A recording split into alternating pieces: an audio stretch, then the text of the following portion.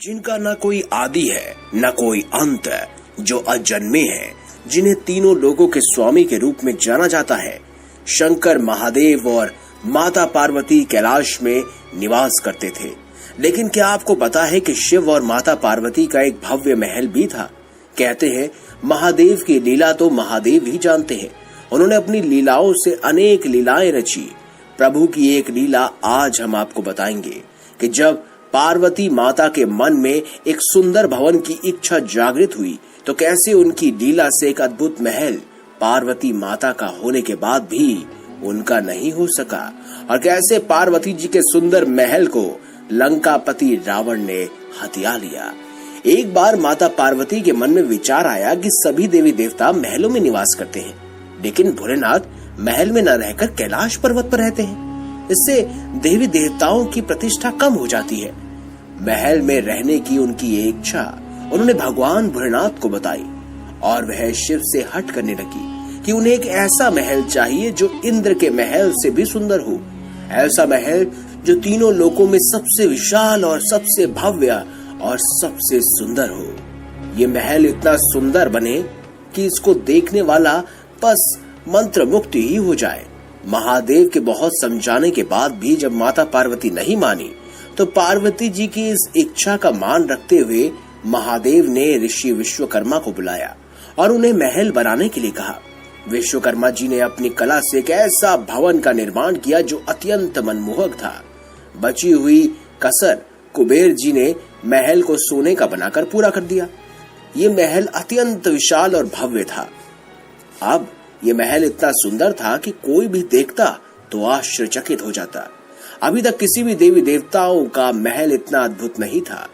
जब भवन बनकर तैयार हो गया तो उसके लिए गृह प्रवेश करने के लिए उन्होंने विधि पूर्वक पूजन करने के लिए एक श्रेष्ठ ब्राह्मण ऋषि वृषश्रवा को बुलाया।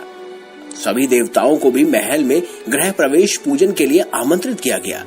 जिसने भी इस महल को देखा वो बस मोहित ही हो गया। विधि विधान से पूजन होने के बाद महादेव ने ऋषि विश्वश्रवा से गुरु दक्षिणा लेने को कहा। महादेव की माया से ऋषि के मन में भवन के प्रति लालच पैदा हो गया। महादेव ने दक्षिणा के रूप में वह महल ऋषि विश्वश्रवा को दान कर दिया। लेकिन माता पार्वती को ऋषि की दृष्टि पर बहुत क्रोध आया और उन्होंने ऋषि को कटु शब्दों के साथ साथ श्राप भी दे डाला कि महादेव का अंश आकर एक दिन उस महल को जलाकर नष्ट कर देगा और उसी दिन से तुम्हारे कुल का विनाश शुरू हो जाएगा।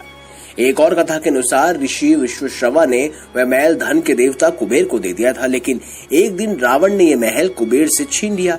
माता पार्वती के इस श्राप के कारण ही हनुमान जी ने लंका जलाई और प्रभु श्री राम की कृपा से विभीषण वहां से चले गए, लेकिन रावण के कुल का नाश हो गया।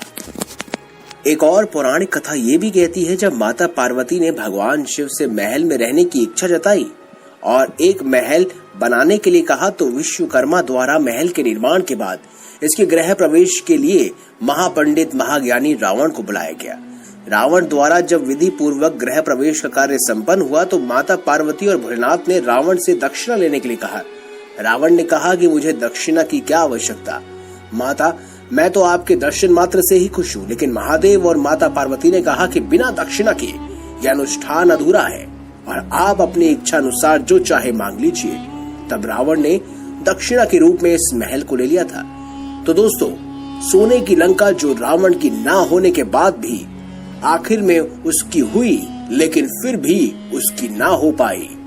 ये कैसी लगी आपको खास पौराणिक कहानी? अगर आपको ये वीडियो अच्छी लगी है तो लाइक कीजिए, चैनल को सब्सक्राइब कीजिए और ज्यादा से ज्यादा शेयर भी कीजिए। मिलेंगे अगली बार एक नई खास वीडियो के साथ। तब तक के लिए बहुत बहुत धन्यवाद। देखते रहिए द भक्ति, क्योंकि इसी में है असली शक्ति। जिनका न कोई आदि है न कोई अंत है, जो अजन्मे हैं, जिन्हें तीनों लोगों के स्वामी के रूप में जाना जाता है। शंकर महादेव और माता पार्वती कैलाश में निवास करते थे। लेकिन क्या आपको पता है कि शिव और माता पार्वती का एक भव्य महल भी था। कहते हैं महादेव की लीला तो महादेव ही जानते हैं। उन्होंने अपनी लीलाओं से अनेक लीलाएं रची।